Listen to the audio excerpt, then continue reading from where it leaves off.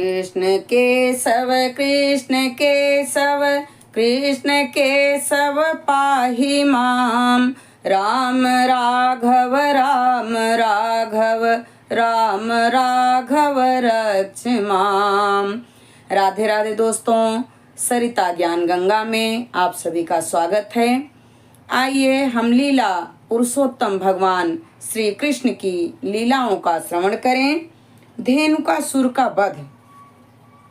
इस प्रकार श्री कृष्ण अपने अग्रज बलराम के साथ अपनी कौमार अवस्था बिताकर पौगंड अवस्था में प्रविष्ट हुए। यह अवस्था 6वें वर्ष से 10वें वर्ष तक थी। तब सभी ग्वाल वालों ने परस्पर मंत्रणा की और वे इसके लिए राजी हो गए कि जो बालक 5 वर्ष के हो गए हैं उन्हें चारागाह में गौएं ले जाने का उत्तरदायित्व दिया जाए।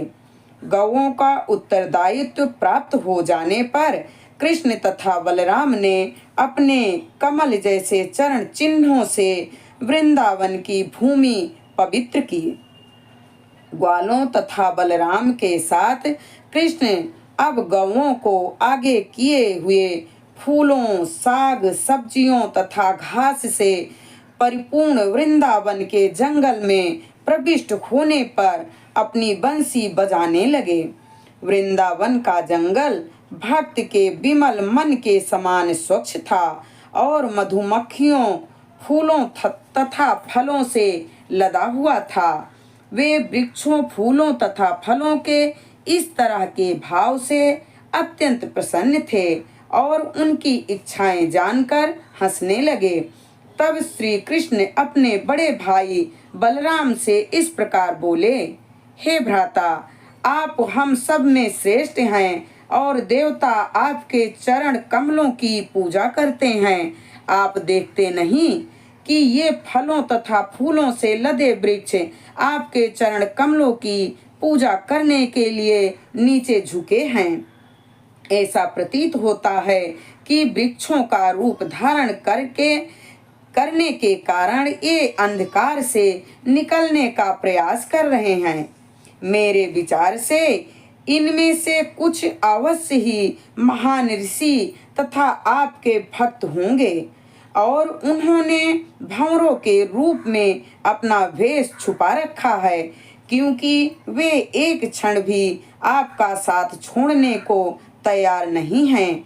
हे भ्राता, आप परम पूज्य ईश्वर हैं। जरा देखो तो किस तरह से मोर आनंद विभोर होकर आपके समक्ष नाच रहे हैं। इन सब के ऊपर ये ब्रिजनांगाएं या गोपियां हैं, जिनके सौंदर्य से मोहित होकर आप अपनी विशाल भुजाओं से उनका आलिंगन करते हैं। इस प्रकार कृष्ण तथा बलराम दोनों ही यमुना तट पर अपने बछड़ों तथा गायों को चराते हुए ब्रजवासियों को परिपूर्ण रूपेण आनंदित करने लगे। कृष्ण जिन गौओं को चराते थे उनके अलग अलग नाम थे और वे उन्हें दुलारवश पुकारते।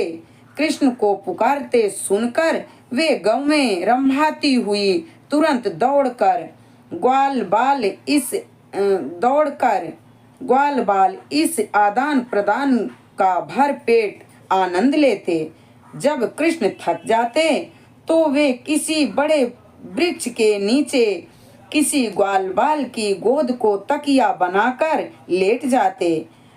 तब कुछ बालक आकर उनके पांव दबाते और कुछ पत्तियों से बनाए गए पंखे से हवा झलते।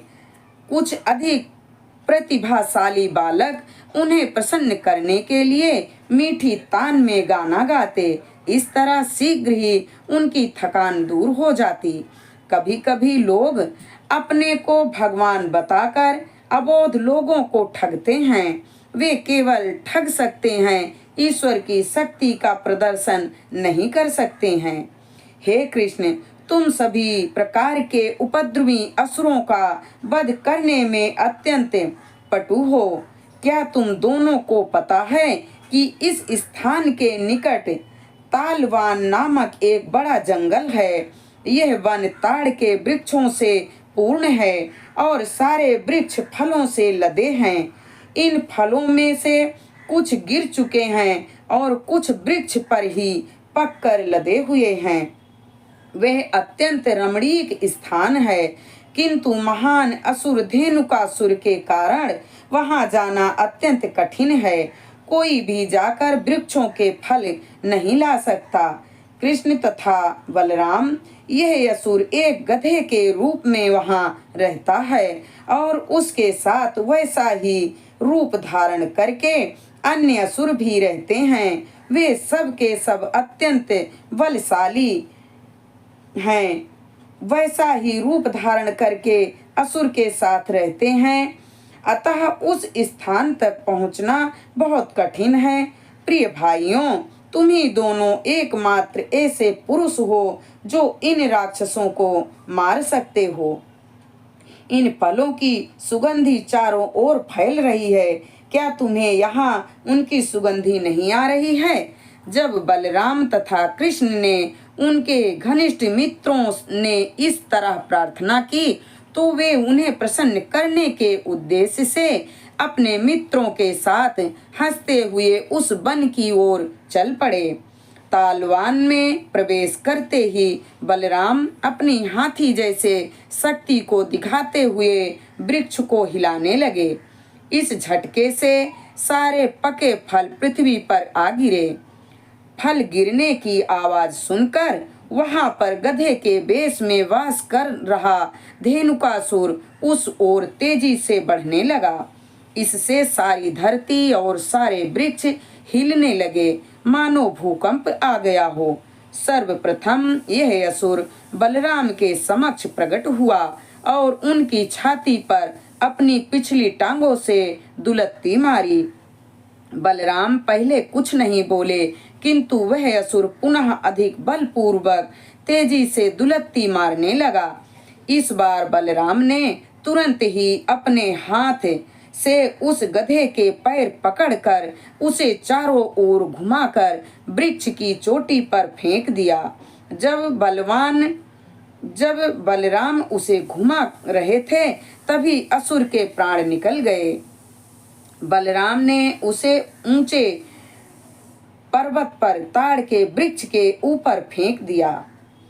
जब यह असुर वृक्षों के ऊपर फेंक दिया गया तो धेनुकासुर के सारे मित्र तथा सहयोगी एकत्र हो गए और उन्होंने अत्यंत वेग से बलराम तथा कृष्ण पर आक्रमण कर दिया। वे अपने मित्र की मृत्यु का प्रतिशोध लेने पर तुले थे, किंतु कृष्ण तथा बलराम हर गधे की पिछली टांगे पकड़कर उसी प्रकार चारों ओर घुमा देते। इस प्रकार उन सब को मारकर वृक्षों के ऊपर फेंक दिया। इस महान घटना को सुनकर देवतागण स्वर्गलोक से कृष्ण तथा बलराम पर पुष्पों की वर्षा करने लगे और दुंदुभियां बजाकर स्तुतियां करने लगे। धेनुकासुर के वध के कुछ दिनों बाद लोग तालवान जाकर फल एकत्र करने लगे और पशु भी निर्भय हो वहां उगी सुंदर घास को चरने के लिए आने लगे। कृष्ण तथा बलराम के इन दिव्य कार्यों तथा लीलाओं को सुनने मात्र से उनका कीर्तन करके मनुष्य पुण्य अर्जित कर सकता है। जब कृष्ण बलराम तथा उनके साथियों ने वृंदावन ग्राम में प्रवेश किया तो वे उन्होंने बांसुरी बजाई और बालकों ने वन में उनके असाधारण कार्यों की प्रशंसा की। बलराम तथा कृष्ण दोनों ने बंसी बजाई और तरुण गोपिकाएं कृष्ण को घर लौटते देखकर लालायित हो उठी। वे कृष्ण की अनुपस्थिति के कारण अत्यंत खिन्न रहती थी। सारे दिन वन में रहते या चारागाह में गौएं चराते कृष्ण का वे चिंतन करते रहती थी। अतः जब उन्होंने कृष्ण को लौटते देखा तो उनकी चिंताएं तुरंत समाप्त हो गई और वे उनके मुख की ओर उसी तरह देखने लगी जिस प्रकार भंवरे कमल पुष्प के मधु पर मंडराते रहते हैं। जब कृष्ण गांव में घुसे तो तरुण गोपियां मुस्कुराई और हंसी। कृष्ण ने बंसी बजाई। गोपियों के सुंदर हास्यमय मुखड़ों का आनंद लिया। तदनंतर कृष्ण तथा बलराम का स्वागत उनकी माताओं यशोदा तथा रोहिणी ने किया और समयानुसार वे अपने लाडले पुत्रों की इच्छाओं की पूर्ति करने लगी। उनकी माताओं ने उन्हें स्वादिष्ट भोजन दिया और उन्होंने बड़े चाव से सब व्यंजन खाए। फिर उन्हें स्वच्छ बिस्तर पर बैठाकर माताएं उनके कार्यकलापों से संबंधित गीत गाने लगी। ज्यों ही वे बिस्तर पर लेटे कि उन्हें प्रगाढ़ निद्रा आ गई। इस प्रकार कृष्ण तथा बलराम ग्वालों के रूप में वृंदावन के जीवन का आनंद लेते रहे।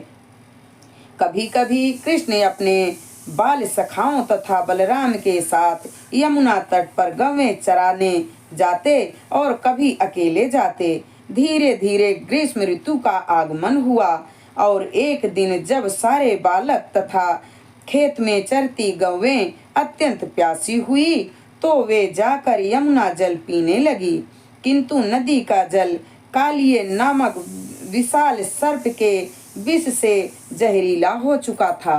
अतः सारी गौएं तथा बालक जल पीते ही तुरंत प्रभावित हो गए। वे सब अचानक जमीन पर गिर पड़े और मृत जैसे लगने लगे। तब समस्त प्राणों के प्राण कृष्ण ने उन सब पर अपनी कृपा दृष्टि डाली, जिससे सारे बालकों तथा गौओं ने पुनः चेतना आ गई और वे सब एक दूसरे को अत्यंत विस्मय पूर्वक देखने लगे। वे समझ गए कि यमुना का जल पीने से ही मृत्यु हो गए थे, परंतु कृष्ण के कृपा कटाक्ष से वे सब जीवित हो गए हैं। इस प्रकार उन सब ने योगेश्वर श्री कृष्ण की योग शक्ति की प्रशंसा की। इस प्रकार लीला पुरुषोत्तम भगवान श्री कृष्ण के अंतर्गत धेनुकासुर का वध नामक अध्याय का भक्ति वेदांत तात्पर्य संपूर्ण हुआ।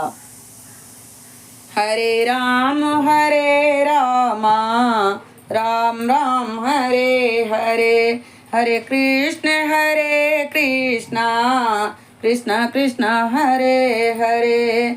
श्री लक्ष्मी नारायण भगवान के चरणों में हमारा कोटि कोटि प्रणाम स्वीकार हो। लीला पुरुषोत्तम भगवान श्री कृष्ण के चरणों में हमारा कोटि कोटि प्रणाम स्वीकार हो।